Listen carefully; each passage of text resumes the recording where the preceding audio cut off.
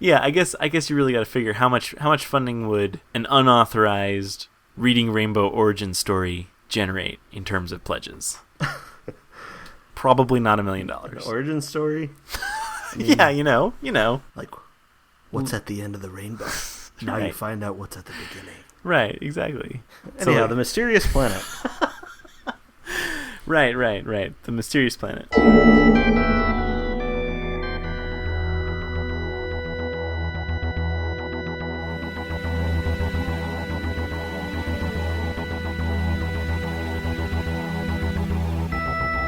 I'm Tom Dickinson. And I'm Louis Midas. And this is The Cloister Room, a podcast about Doctor Who and other things.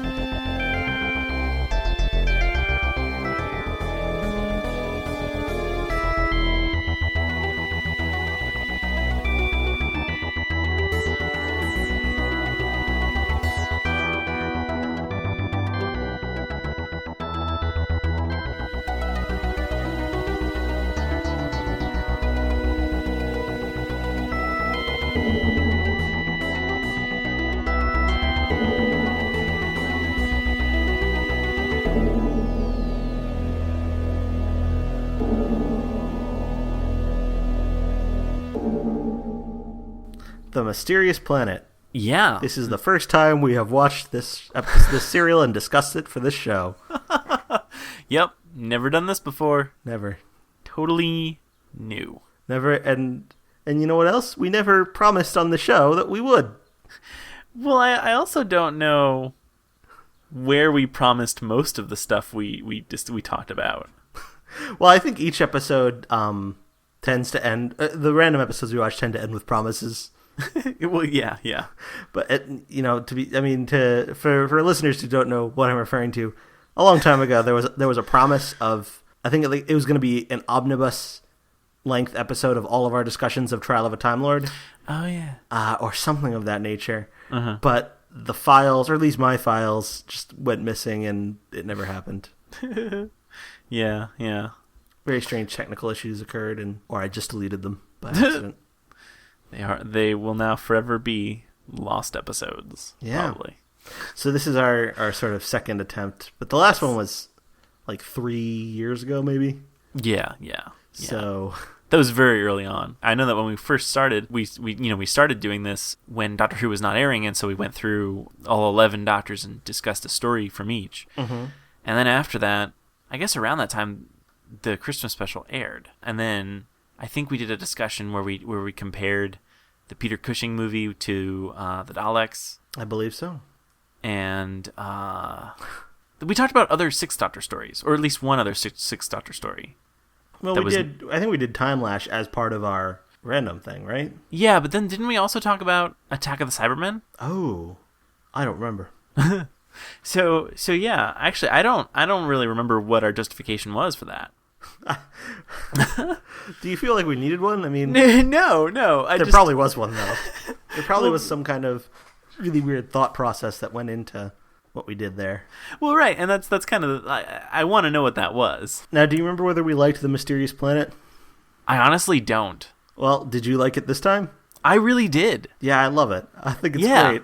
Yeah. I would say my one complaint is that I think the trial scenes aren't that interesting. I mean, it's a little interesting at first because you're kind of wondering why the Doctor's on trial. But they do sort of like halt the story. They get repetitive. They do, especially because I was really tired of watching the entire court completely turn around.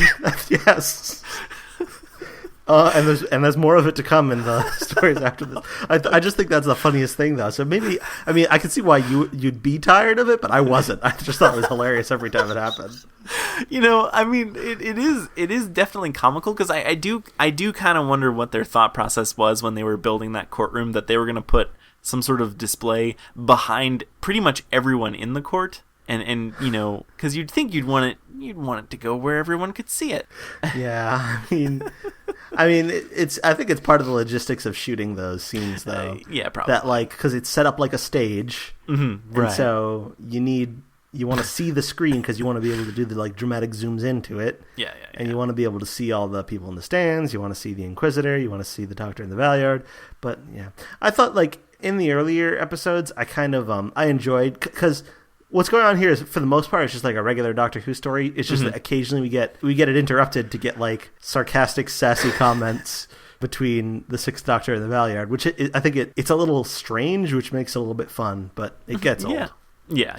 No, I mean, and I think one of my favorite things about this episode isn't like the plot of the actual episode, because there's I mean, there's stuff going on, but there's not like a lot there. But I mean, probably my favorite thing about this story is Sabalam, Glitz, and Dibber. Absolutely. Yeah, because I love those guys. Yeah, they're so funny. Yeah, and it's funny because Tony Selby, he's still alive, right? Like, he's still kicking around. He could totally come back. Or even at least even Big Finish hasn't done anything with him. What? Yeah, it's so frustrating to me because it's like so obvious that he's a recurring character who's in 3 different serials. Oh, is he? No. Yeah. He's in this. Right. He's in a later episode. He's in the later Trial of a Time Lord serial. He's in the last one, and then he's in another one beyond that. Right. It's a 7th Doctor story. Well, it would have to be. Yep. It's Dragonfire. Now, I haven't seen that one, so I just need to make sure. Like, so he doesn't die in that, right? Oh, no, he does not. Okay, so yes, he definitely can come back. Yeah, and I mean, we can talk about this eventually if that comes up randomly, but yeah, there are things about the way that story ends for him that would kind of make it interesting to check up on him years later. Oh, so, wow. Yeah, but they haven't done it. It's frustrating. I mean, my Big Finish wish list keeps getting shorter and shorter, but Sabalam Glitz is like the top of the list. Yeah, because it'd just be so awesome. I love that kind of amoral character, because it's not a character that the Doctor has to fight against. I mean, occasionally they may disagree on something, but it's a character that can sort of play off the Doctor, and because the Doctor's always trying to do stuff that's the right stuff to do for moral reasons or whatever, and so like an amoral character can sort of do things completely differently, and it's just, I don't know, I love seeing that dynamic. Yeah, and he gets so many good lines too. He really does. He gets really more than does. the Doctor does, really. Yeah. Especially in that first scene where we see him and Dibber. He's like, "Oh, I do hate it when people get lucky. Really offends my sensibilities." I just love everything he says. It's just so fantastic. I like the thing about the psychiatrist. Yeah. Yeah, it's just so great. I love it. Yeah, how could you not love a character like that? No, apparently, the folks at the BBC, when they were passing down notes about this, thought that he was too silly. Really? Yeah. Of all the things in Doctor Who. I know. Like, how about the robot? The robot in this. Yeah. That's silly. Or those bickering twins. I like them a lot too. Well, I like them too, to be honest. But they reminded me of people who get into really obnoxious semantic discussions on Reddit. Yeah. But yeah, I mean, Robert Holmes, who wrote this story, also wrote Power of Kroll.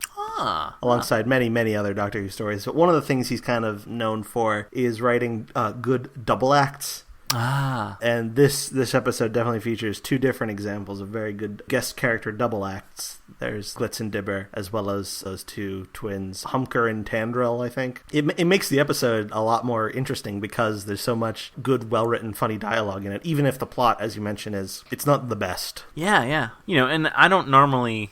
I feel like I don't, like, my enjoyment does not normally hinge upon the minor characters as you've said in the past. It sometimes does for you, but I mean here I definitely think that the minor characters really pull me along and really make this story interesting and enjoyable. So it's, I don't know, I love it.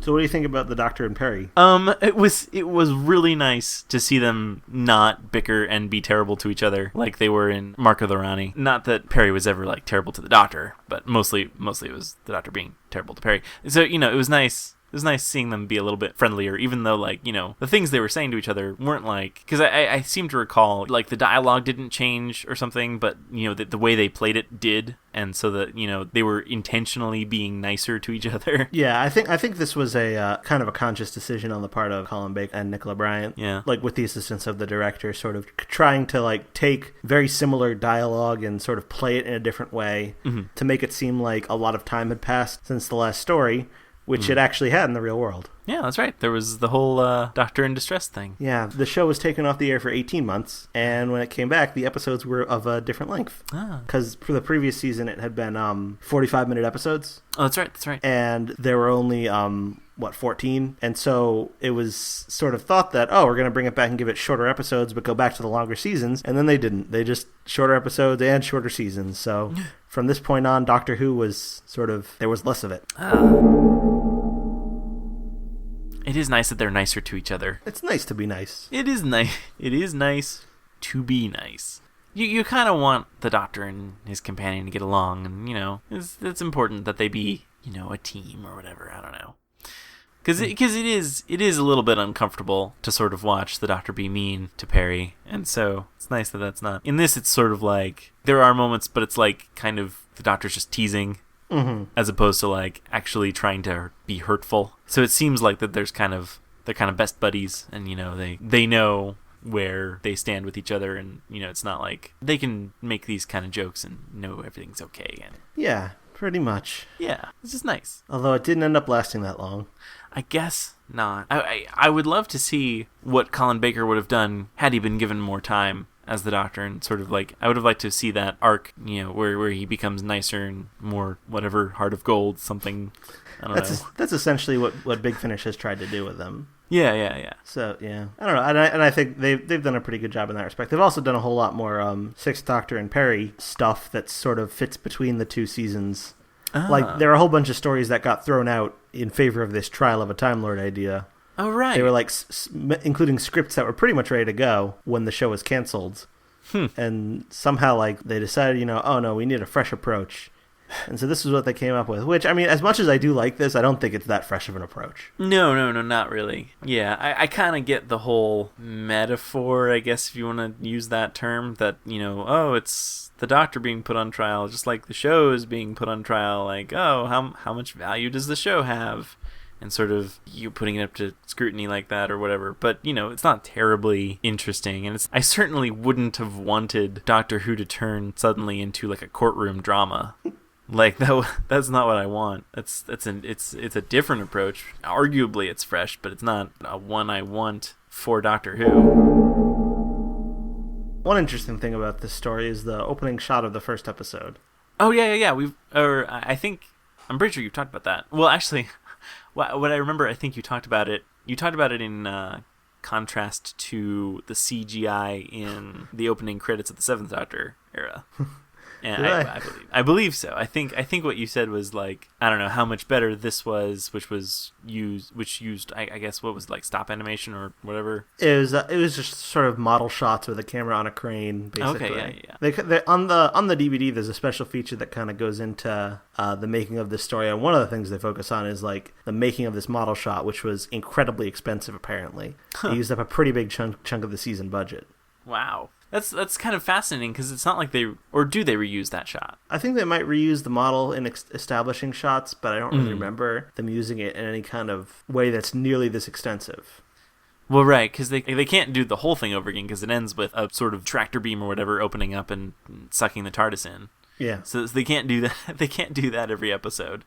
They could do it in reverse, though. I don't think Trial of a Time Lord ends this way, but they could have it in reverse, where it's like it opens up and it shoots the TARDIS out, and then the camera pans backwards through the model shot again. But I don't think they do that. I guess it was their attempt to sort of like, you tune in, Doctor Who's back, and it's like, wow, look at how far they've come in those 18 months they were off the air. Yeah. Which, I mean, I still think that shot looks great. It's probably the best special effects shot in classic Doctor Who.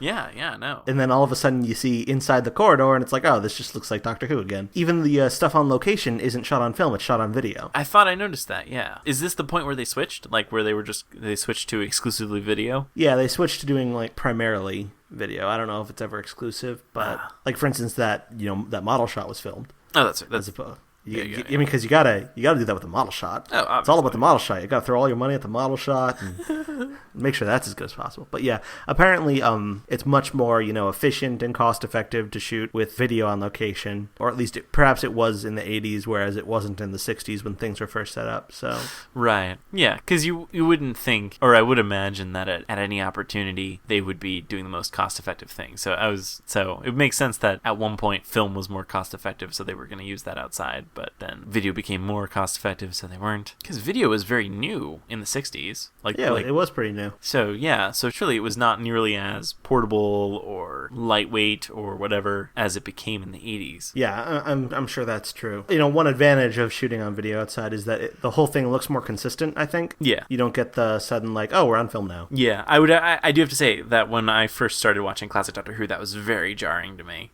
that there would be some shots, and I think like one of the first things I watched was Genesis of the Daleks, and so they started with them doing film out in the battlefield or whatever, and then you switch to when they're inside whatever bunker or whatever, and it's suddenly on video, and that was very jarring to me at first. But yeah, so that's kind of a thing that I've gotten used to, but it is very weird to think that that they had these two very, very different sort of looks that they would switch between. It was especially jarring to me at first, because when I first started watching Doctor Who, I didn't understand what was going on, and I didn't know what to Google. I was like, why is it different?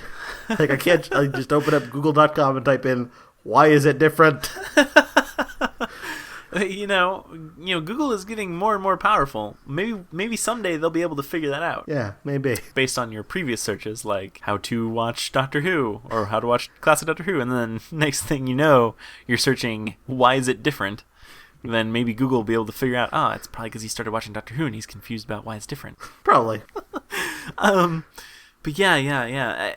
I don't remember what I first thought, but I probably thought something was wrong with my TV or something, because that's one of the first things I always think. But yeah, no, that is a very peculiar thing, especially not knowing that it's a thing. I'm glad they don't do that anymore. I'm glad they're consistent now. Yeah, they are consistent, at least within episodes. I mean, like, if you look back in the RTD era, it looks very different from now. But that's true. But within a season, it's usually pretty consistent. Yeah, I have to say, like, I am also glad we're not doing that, like, heavy bloom of the first season or the first series, because that's really intense. Yeah, I think that was part of the sort of unsophisticated filmification that they used to shoot the video and then make it look as filmy as it could. Yeah. Whereas now they kind of do something similar, but it works better. Yeah.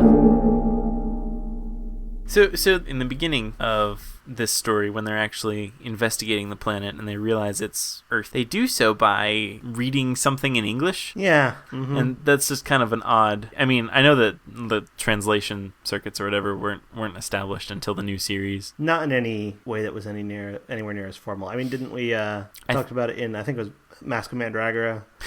Yes. It sort of says, it's a gift of the TARDIS. Yeah. Or something like that. But, I mean, that shouldn't be a thing here. Right. But, I think, I forget exactly how it's portrayed, but I think that scene actually is interrupted by some courtroom stuff. And so I think what you might be able to say is that somewhere during the courtroom stuff, during that interruption, the Doctor just casually mentions, like, this doesn't need to be translated because it's already in English. And that's how I want to mentally justify that, is that it would have been translated had it not been, but because it was already English, the Doctor can sort of maybe, detect that it was already in English. That's what I want to say. Sure, why not?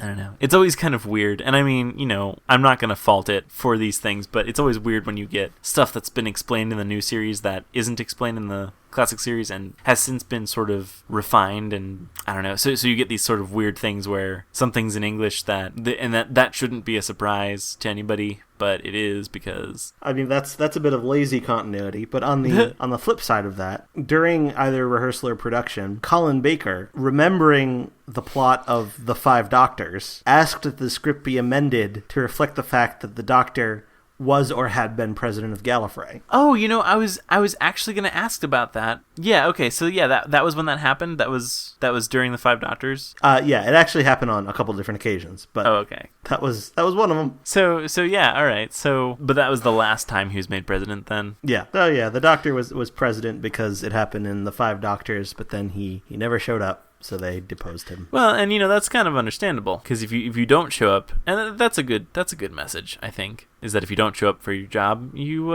lose it. Yeah, it's kind of funny that Colin Baker would remember that, though.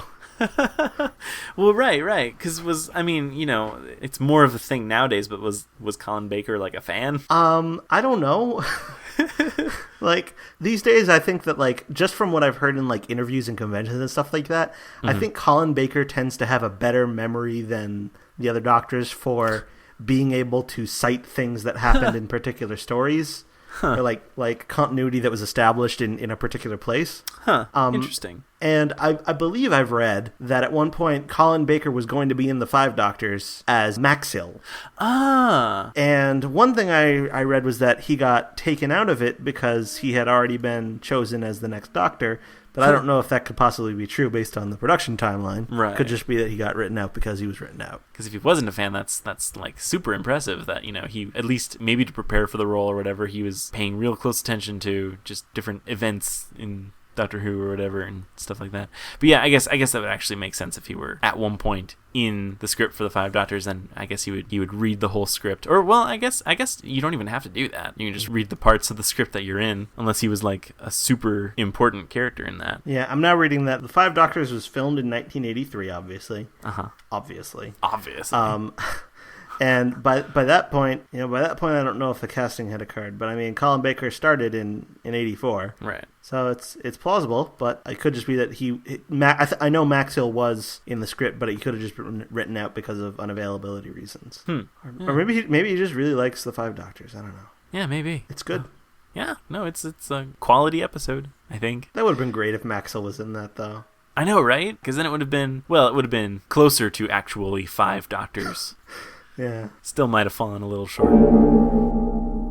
It's kind of nice to see that, Colin Baker cares enough about the show to remember stuff like this. I don't know if he actually watched the show, but wasn't it Tom Baker who didn't even watch the show when he was on it? Oh, Tom Baker barely knows anything about Doctor Who. Well, no, I mean that's not fair to say. He just doesn't know the contents of stories. He knows how to be the Doctor.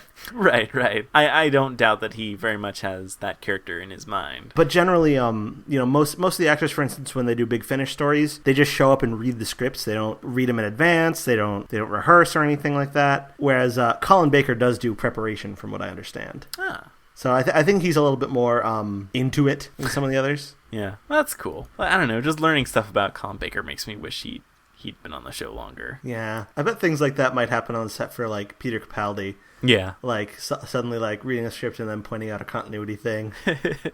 Yeah. Well, because, David Tennant was a big fan too, so did that stuff ever happen with him? I imagine it did. I assume it must have. Do you think the Valeyard is doing a good job? So I don't know if I like his argument as a whole. It's so weird to try and accuse the Doctor of meddling or whatever, because, that's obviously what he's doing. Yeah, exactly. It's not a very difficult thing to prove. Right. Especially when you're talking about a time traveler.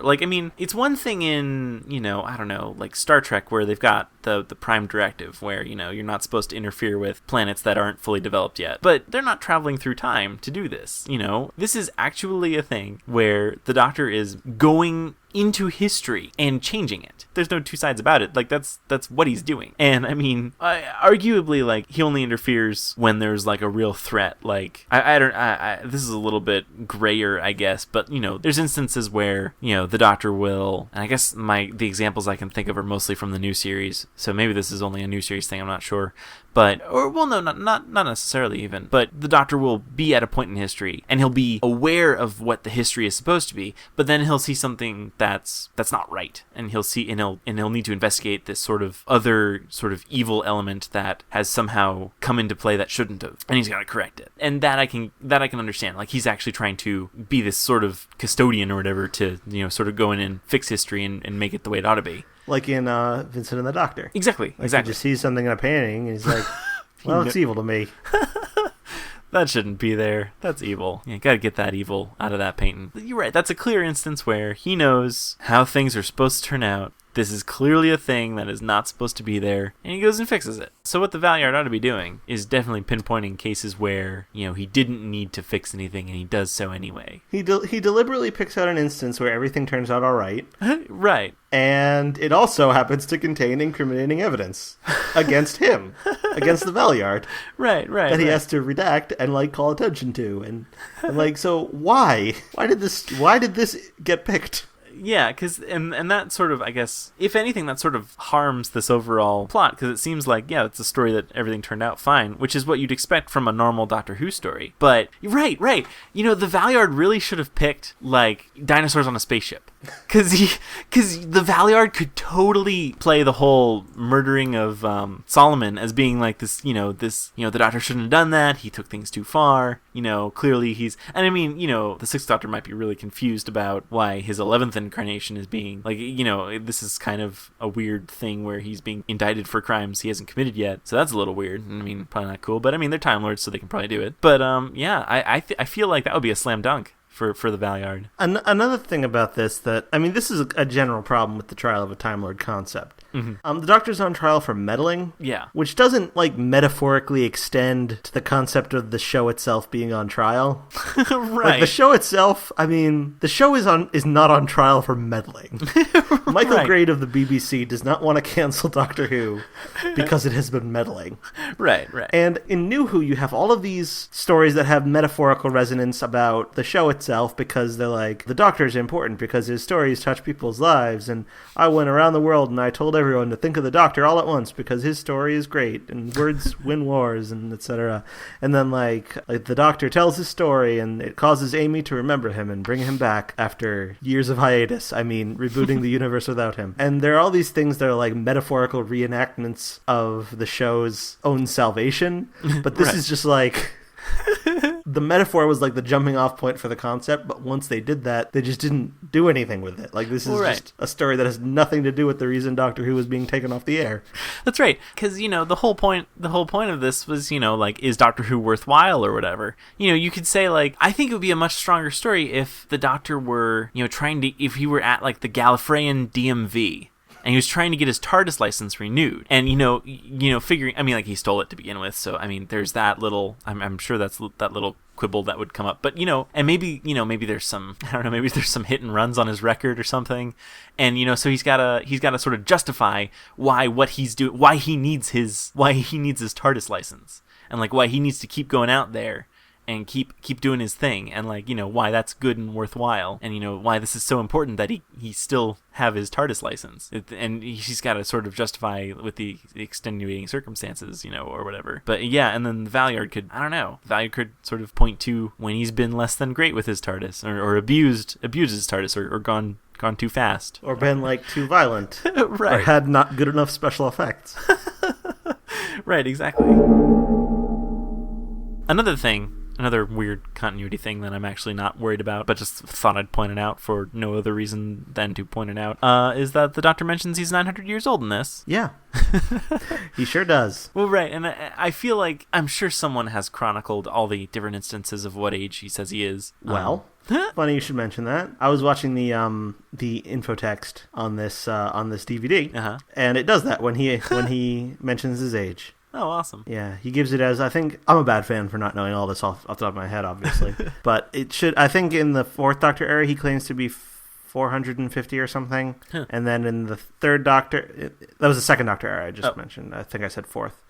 Yeah. Yeah, in the Second Doctor era, he claims to be 450. In the Third Doctor era, he claims to be thousands of years old. Oh, wow. In the Fourth Doctor era, he goes to 700s or something, 750, I think he says. Now, here he says 900, and right after Trial of a Time Lord, the very next serial is Time in the Rani. Oh, yeah. In which he says he's 953. Ah. And then in Day of the Doctor, the War Doctor is said to be 800. Oh, okay. So that's right. We go backwards from there. Yeah, and I think the explanation I've heard that I actually like is that the Time War could have played havoc on people's ages. Because that could be a thing. There could be a de-aging weapon or something, or just all that time traveling could maybe somehow affect people's ages. I don't know, but I want to believe it. I want to believe that makes sense. Yeah, I don't think it does. No, it absolutely doesn't. But I want to believe. Well, because what if there was a weapon? No, I'm not even gonna try. No, actually, I am. All right, so you think it doesn't make much sense, but what if? No, that actually doesn't make sense. But I'll say it anyway. What if there was a weapon that would delete part of your personal history, in your past? So maybe the Doctor gets blasted with this gun and it deletes 150 years, his first 150 years. And so, that never happened. And that's why there are missing episodes. That's exactly why. No, I kind of go by what the Doctor says in the Day of the Doctor. Okay. He says he's 1200 and something, unless he's lying, and he can't remember whether he's lying or not. That is kind of the best way to go about it, I think. And there's no way for us to know otherwise. This is something we have to completely take the doctor's word for. I forget mine all the time, to be perfectly honest. Right. I think I'm like 25 now. During my last birthday, I went around telling people I was about to turn 27, which I realized after about an hour of saying that, I was like, wait a second, let me do the math here. Oh, I'm turning 26. I forgot because, once you're in your 20s, it doesn't matter. Well, right, exactly. Like, I think, because it really stops mattering. Because, obviously you've already obtained all your privileges. Like, there's, you can smoke, you can drink. There's no other, like, goal except staving off death. So, every year is just kind of another tick in that death war. I don't know. So the particulars don't actually matter. The notion that a person who lives in a box that's bigger on the inside, that has a constant source of light, that doesn't seem to sleep all that much, right, that spends time on a lot of different planets with different rotational cycles and different revolutions around respective stars, and also in places that aren't planets that are revolving and rotating, spends like time in like asteroids or in like parallel universes sometimes or whatever. The notion that a person like that would have any idea of how old they are is frankly kind of stupid.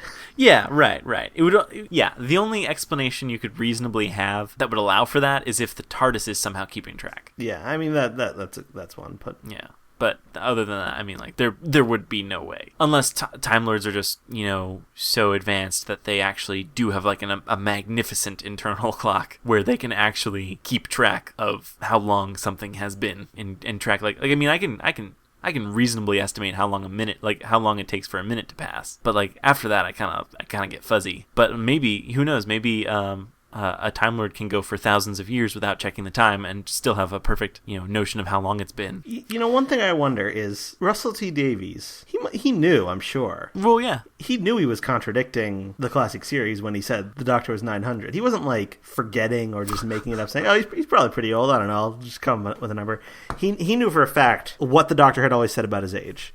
But he picked 900, and I have to wonder why. Yeah, it's true. Maybe he just thought it sounded nice. Well, that could be. Right. Not like 953. That sounds unreasonably high. But like 904 or something, you could totally. Yeah, that's fine. 900 whatever. Well, it's 900. Yeah. That he picks. Oh, in, is it in series 1? Is it okay? He says 900. But now. And then, in Voyage of the Damned, he says 903, yeah. And everyone rolls their eyes. Like, everyone in the fandom rolls their eyes. It's like, oh, why'd you do that? Because before I was capable to say, oh, he's just rounding. Yeah. But now, that gives it a kind of precision that makes it harder to say that. I think he did that just to piss people off, to be perfectly honest. Yeah, and you can totally get away with that, I think. Well, I mean, I don't know. The world kept turning after that was written into the show, so... It did, and now it doesn't matter anymore. No, and that's kind of... I think that's kind of nice, almost, is that it really doesn't matter anymore, because, whatever, he's 2,000 or something, based on how long he was on Trenzalore. So, it's silly. It's silly. Yeah, the 10th Doctor was such a short-running Doctor. Well, right, because it seemed like he mentioned his age pretty much every series. I'm pretty sure in the End of Time, he says he's 907. Right. Or something like that. He gives a number. Yeah. Which... Why? Why would you do that, Russell? Well, right. Because now we know. Let Big Finish put 100 years of adventures in there. Right, exactly. But no. No. But, they say something about the stars that burn the fastest also burn the brightest or something. Okay. So... All right, sure. Why not?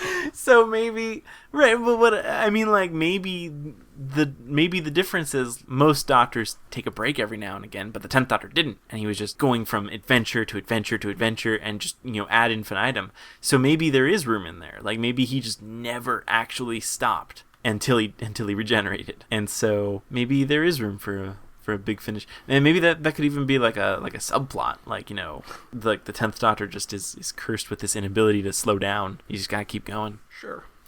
I don't know. Sure, why not? I'm sure they can justify it somehow. I did make a note of how the Inquisitor points out how violent this episode is. Yeah. So, I mean, I think that was maybe... I mean, like, you know, the Inquisitor's not even trying to build a case against the Doctor, but, you know, I think that this is pretty damning right here. Oh, you know? definitely. And so, I do find it funny that she was, like, disgusted by how violent it was. And the Doctor's trying to explain, well, you know, sometimes it gets pretty rough, and I gotta be violent. Do you want to pick the next story that we'll be watching at random after Trial of a Time Lord, The Mysterious Planet? I sure do. All right, well, let's get to it then. Oh, okay. All right, the random selector is being activated. It is working through its magic. And the story is Planet of the Dead. Ooh. Planet of the Dead. So like a whole planet of the dead. Of the dead. Are we talking like 100% dead? Well, you've seen this one. Oh, wow. I totally did not. Oh my god, I can't believe that I totally did not recognize This is a David Tennant story. This is a David Tennant story, my god. I can't believe that I just totally did not... You know what it was? It was how you said it. You built it up like it was some Planet of the Dead. That's actually, you know, yeah.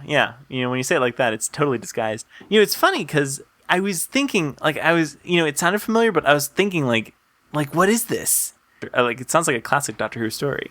Yeah, it's one of those titles that, I mean, it just remixes the words that existed in previous Doctor Who stories. One time I did a blog post where I listed all Doctor Who stories that consisted only of words existing in previous titles of Doctor Who stories. Okay. And I don't remember. Let me see if I can find it again. Well, you know, it'll get more and more probable, you know, the more stories that you accumulate. Well, because it's previous Doctor Who stories. Oh, okay. Okay, list of televised Doctor Who stories whose titles make use only of words appearing in the titles of previously televised Doctor Who stories. This sounds amazing already. All right, The Invasion. Okay. Which comes from the Dalek invasion of Earth. Okay, yeah. Okay, so The Mind of Evil. I mean, that takes from The Mind Robber and Evil of the Daleks. Planet of the Daleks. The planet part comes from the Web Planet. Okay. Death to the Daleks. The death there comes from Seeds of Death. The Monster of Peladon. That comes from the Time Monster and the Curse of Peladon. Okay, yeah. The Ark in Space, because there's already the Ark. Right. And there's the Wheel in Space. Ah, yeah. Then there's the Planet of Evil. I mean, that's easy. Yeah. The Invasion of Time. That's also easy. The Warriors of the Deep, because you got Ice Warriors and Fury from the Deep. Time and the Rani, because you've got Mark of the Rani, and you've got Doctor Who and the Silurians. Okay. Then you've got the TV movie, which is just called Doctor Who, which you get from Doctor Who and the Silurians. World War III, because you have the Enemy of the World, you have the War Games, and you have the Three Doctors. There you go. Dalek, easy enough. Yes. Planet of the Dead. Okay, yeah. From The Unquiet Dead, and also miscellaneous uses of planet. The End of Time, because you get the end of the world, and then you got various other stories of the time. Yeah. The Power of Three, from The Power of the Daleks and the Three Doctors. The Snowmen, from The Abominable Snowmen. Cold War, you got stories with war in it, and then you got Cold Blood. Oh, yeah. Nightmare in Silver, you got Nightmare of Eden, and you've got Silver Nemesis. Yeah. There you go. Now, these are some near misses I also chronicled. The Time Warrior. There was no previous appearance of warrior, singular, only plural. The Face of Evil. There was no previous appearance of face, only faceless. Yeah. The Robots of Death. No previous appearance of robots, plural, only singular. And Dinosaurs on a Spaceship. Only works if you take the Edge of Destruction and you use its alternate title inside the spaceship. Okay, then. I guess... So, okay, how much work did this take? This is like a good 40 minutes. So just on a whim, you thought, yeah, this needs to be done. Yeah. So did you factor in, like, other media? This was just televised. Televised. Yeah, right. Right in the title. Mm-hmm. Wow. So, but now, are you gonna keep this up to date then? You know. Well, I suppose I have to add the Day of the Doctor and the Time of the Doctor. Right. Because Was Name of the Doctor the first appearance of Doctor in a title, other than Doctor Who and the Silurians? I think it was the first appearance of Name. Oh, okay. Oh, yeah. Oh, you got that one then. So, Planet of the Dead. I have already seen this one. Yes, you have.